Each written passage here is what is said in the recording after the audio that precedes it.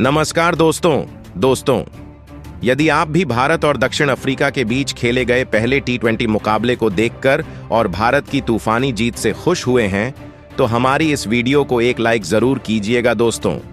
आज की हमारी इस वीडियो का लाइक टारगेट सिर्फ 500 लाइक्स का है, तो दोस्तों वीडियो को दिल से लाइक जरूर करें दोस्तों। दक्षिण अफ्रीका के खिलाफ पहले टी20 मुकाबले में आया संजू सैमसन, वरुण चक्रवर्ती और रवि बिश्नोई का तूफान। संजू के शतक के बाद शानदार गेंदबाजी ने दिलाई शानदार जीत। तो दोस्तों सूर्य कुमार यादव की कप्तानी में टीम इंडिया का शानदार परफॉर्मेंस जारी है और एक बार फिर भारतीय टीम ने टी20 मुकाबले में दक्षिण अफ्रीका की टीम के खिलाफ बेहतरीन प्रदर्शन करके दिखाया और संजू सैमसन सूर्या और तिलक दमदार बल्लेबाजी, फिर भारतीय गेंदबाजों की तूफानी गेंदबाजी के दम पर शानदार तरीके से मुकाबले को जीत लिया मैच। तो दोस्तों इस रोमांचक मुकाबले का पूरा हाईलाइट तो हम आपको इस वीडियो में बताएंगे। साथ ही अगर हमारे चैनल को अभी तक आपने सब्सक्राइब नहीं किया है तो सब्सक्राइब जरूर कर लें, ऐसी ही ताज़ा क्रिकेट अपडेट्स पाते रहने के लिए। तो चलिए दोस्तों जानते हैं इस मुकाबले का पूरा हाईलाइट शुरुआत से ही। तो दोस्तों आज के इस मुकाबले में डरबन के मैदान पर टी20 क्रिकेट इतिहास की दो सबसे खतरनाक टीम एक दूसरे के आमने सामने थी, जहां सूर्य कुमार यादव की भारतीय टीम के सामने एडन मार्करम की दक्षिण अफ्रीका टीम मौजूद थी। जब टॉस फेंका गया तो जीता दक्षिण अफ्रीका के कप्तान एडम मार्करम ने और टॉस जीतकर पहले गेंदबाजी करने का फैसला किया और टीम इंडिया को पहले बल्लेबाजी करने के लिए आमंत्रित किया, जिसके भारतीय टीम पहले बल्लेबाजी करने मैदान में उतरी, जहां भारत की तरफ से दो खतरनाक बल्लेबाज मैदान पर उतरे, जहां इस मैच में संजू सैमसन और अभिषेक शर्मा के हाथों में भारतीय टीम को विस्फोटक अंदाज में शुरुआत दिलाने की जिम्मेदारी थी। अब दोस्तों यहां संजू सैमसन और अभिषेक शर्मा ने पारी की शुरुआत की, जहां दोनों बल्लेबाजों से बड़ी साझेदारी की उम्मीद लग रही थी। जहां पहले तो अभिषेक शर्मा ने और संजू सैमसन ने पहले ओवर में मैच 2 रन बनाए। उसके बाद जब कप्तान एडन मार्करम दूसरा ओवर लेकर आए तो अभिषेक शर्मा ने शानदार एक चौका लगाया। उसके बाद इसी ओवर में संजू सैमसन ने भी एक और चौका लगाकर अपने स्कोर को आगे बढ़ाया। इसके बाद जब तीसरा ओवर लेकर केशव महाराज आते हैं तो केशव महाराज को पहले तो पहली गेंद पर संजू सैमसन ने शानदार चौका लगाकर अपनी तूफानी अंदाज जताया। इसके बाद दूसरी गेंद पर गगनचुंबी छक्का लगाकर अपना खतरनाक बल्लेबाजी का नजारा पेश कर दिया। भारतीय तूफानी बल्लेबाजी बेहद ही शानदार कमाल कर रही थी और तीसरे ओवर तक 24 रन भारत ने बना लिए थे। मगर इसके बाद चौथे ओवर में गेंदबाजी करने के लिए गेराल्ड क्वार्ट्जे आते हैं तो पहले ही गेंद पर वह अभिषेक शर्मा को अपना शिकार बनाते हैं, जहां अभिषेक ने मिड ऑफ के ऊपर से शॉट लगाने का प्रयास किया, लेकिन वे पूरी तरह से कनेक्ट नहीं कर पाए अपने बल्ले को गेंद के साथ और एडन मार्करम ने शानदार कैच पीछे भागते हुए लेकर भारतीय टीम को पहला झटका दिया, जो कि 8 गेंदों पर मात्र 7 रन बनाकर आउट हो गए। अब दोस्तों अभिषेक शर्मा का विकेट गिर जाने के बाद उतरे कप्तान सूर्य कुमार यादव, जहां दोस्तों सूर्य कुमार यादव के साथ मिलकर संजू सैमसन ने शानदार बल्लेबाजी करना जारी कर दिया और अपनी टीम के स्कोर को आगे बढ़ाना चालू कर दिया।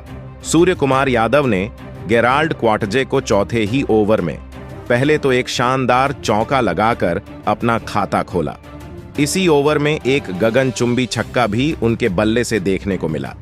इसके बाद जब पारी का 5वां ओवर लेकर मार्को एंसन आते हैं तो संजू सैमसन उनको खतरनाक अंदाज दिखाते हैं।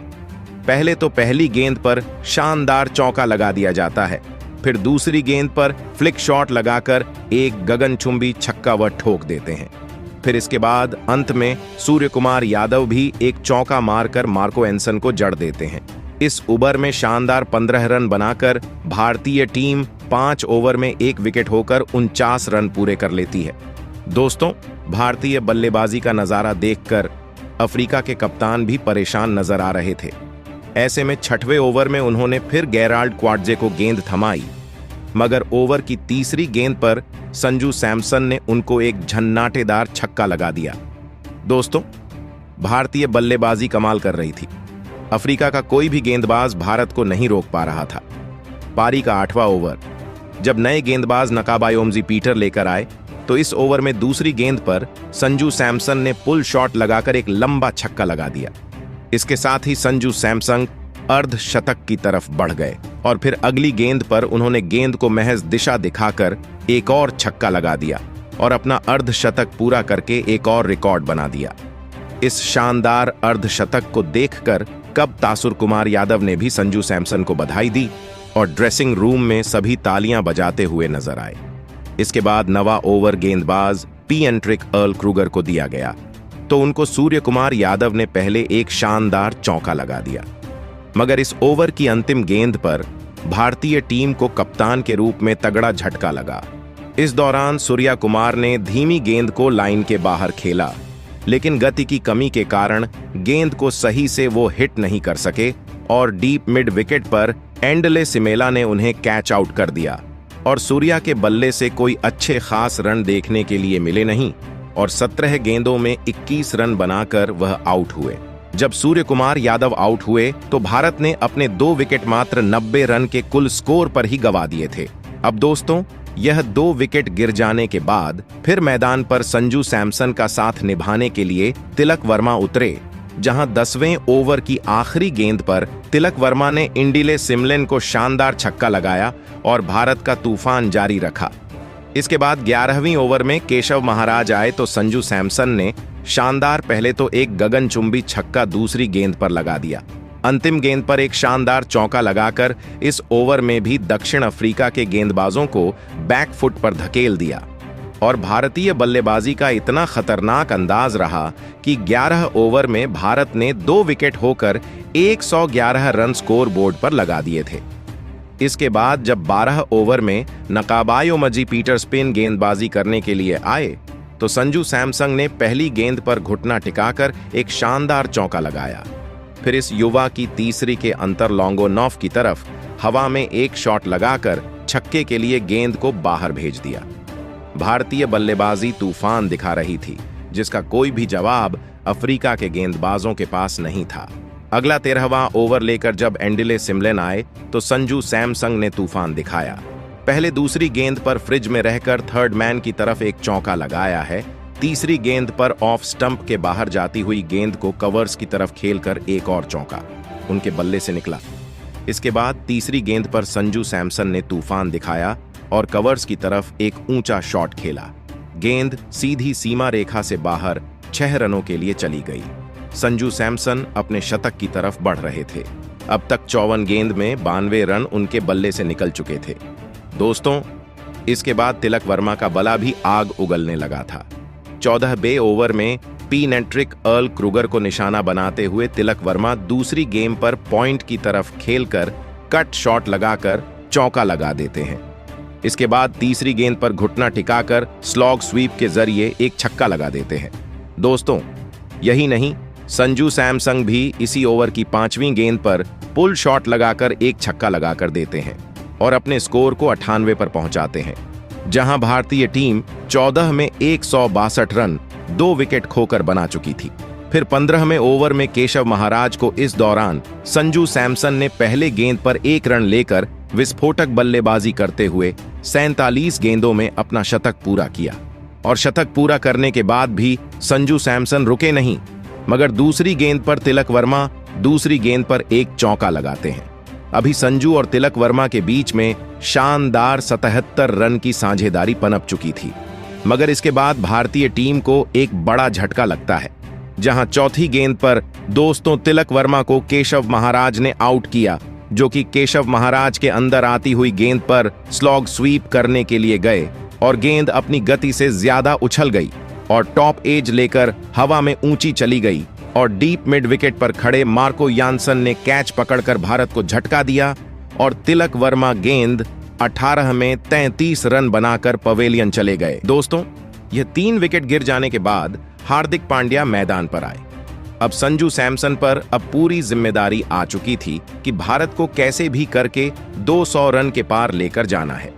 फिर परी का 16वें ओवर नकाबायोमजी पीटर को थमाया जाता है और संजू इस ओवर की तीसरी गेंद पर गगनचुंबी 85 मीटर लंबा छक्का लगाकर सबको हैरान कर दिया। मगर फिर अगली गेंद पर भारतीय टीम को सबसे बड़ा झटका लगा। दोस्तों, 16वें ओवर की चौथी गेंद पर संजू सैमसन को पीटर ने एक शॉर्ट बॉल पर आउट किया, जो कि संजू सैमसन के रूप में भारतीय टीम को चौथा बड़ा झटका दे गई। अब दोस्तों, भारत ने अपने 4 बड़े विकेट 175 रन के कुल स्कोर पर गंवा दिए थे और टीम इंडिया के लिए बस एक बल्लेबाज ऐसे थे जिन्होंने शतक जड़ा। बाकी तो दोस्तों, भारत की बल्लेबाजी फ्लॉप साबित हो रही थी। अब मैदान पर हार्दिक पांड्या और रिंकू सिंह टिके हुए थे। हालांकि जहां इसके बाद रिंकू सिंह ने 17वें ओवर में गेराल्ड कोएटजी को शानदार दूसरी गेंद पर चौका लगाया। दोस्तों, हार्दिक पांड्या से उम्मीदें तो काफी लग रही थी। जहां 17वें ओवर की 5वीं गेंद पर जेरोल्ड कोएटजी ने उन्हें शॉर्ट गेंद पर गेंद सीधा बल्ले का किनारा लेती हुई डीप पॉइंट पर खड़े मार्को एंसन के हाथों में चली गई, जिसके चलते टीम इंडिया को यह 5वां झटका लगा और पांड्या केवल 6 गेंदों पर 2 रन बनाकर ही आउट हो गए। हार्दिक पांड्या के आउट हो जाने के बाद बल्लेबाज एक के बाद एक विकेट अपने गंवाते चले गए। इस दौरान भारत के लिए रिंकू सिंह मात्र 10 गेंदों पर 11 रन बनाकर आउट हुए और उनका विकेट भी कोएटजी के नाम रहा। तो वहीं अक्षर पटेल और अर्शदीप सिंह जब पारी को संभाल रहे थे, तब अक्षर पटेल भी 7 गेंदों पर मात्र 7 रन ही बना पाए और जब अक्षर पटेल आउट हुए थे तो टीम इंडिया को 7वां बड़ा झटका लगा था और 199 रन का स्कोर टीम इंडिया बनाने में कामयाब हो सकी थी। लेकिन दोस्तों, फिर अर्शदीप सिंह ने 4 गेंदों पर 5 और रवि बिश्नोई ने 3 गेंद पर 1 रन बनाकर भारतीय टीम को 200 रन के पार करवाया, जिसके चलते टीम इंडिया 202 रन बनाने में कामयाब हो पाई। और दोस्तों, यहां भारतीय टीम ने अब साउथ अफ्रीका के खिलाफ 203 रन का लक्ष्य रख दिया था और इस बीच साउथ अफ्रीका के लिए सबसे ज्यादा 3 विकेट जेरोल्ड कोटिया के नाम रहे, तो वहीं एक wicket Marco एंसन, Keshav Maharaj, नकावा Peter और पैट्रिक क्रूगर को मिला।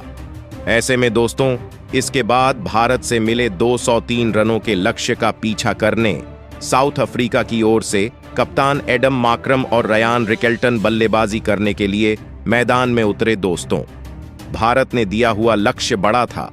ऐसे में दोनों ही बल्लेबाजों पर विस्फोटक अंदाज में शुरुआत दिलाने की बड़ी जिम्मेदारी थी। लेकिन दोस्तों, लक्ष्य का पीछा करते हुए इस पहले T20 मुकाबले में साउथ अफ्रीका टीम की शुरुआत काफी खराब रही। जी हां, भले ही स्ट्राइक पर खड़े बल्लेबाज एडम मार्क्रम चौके जड़े, लेकिन दोस्तों, चौथी गेंद पर वह गलती कर बैठे और विकेटकीपर संजू सैमसन को एक आसान सा कैच थमाकर अपना कीमती विकेट गंवा बैठे। आपको बता दें, एडम मार्क्रम 8 रन बनाकर पवेलियन लौटे।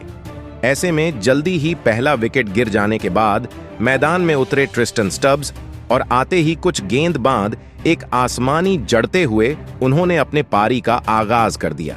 लेकिन दोस्तों, इतनी बेहतरीन शुरुआत मिलने के बावजूद वह अपने बल्लेबाजी को ज्यादा वक्त तक आगे नहीं बढ़ा पाए और चौथे ओवर की तीसरी गेंद पर आवेश खान की गेंद पर बड़ा शॉट खेलने के चक्कर में सूर्य कुमार यादव के हाथों कैच आउट होते हुए पवेलियन लौट गए। आपको बता दें, ट्रिस्टन स्टब्स 11 रन बनाकर आउट हुए।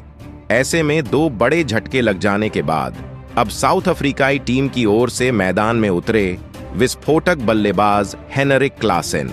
लेकिन दोस्तों, टीम इंडिया के बेहतरीन गेंदबाजी के सामने साउथ अफ्रीका टीम का विकेट गिरने का सिलसिला रुकने का नाम ही नहीं ले रहा था। जी हां, क्योंकि पावर प्ले के अंतिम ओवर में साउथ अफ्रीका टीम को और एक बड़े झटके का सामना करना पड़ा और इस बार भारतीय गेंदबाजों का शिकार बने ओपनिंग बल्लेबाज रयान रिकेल्टन।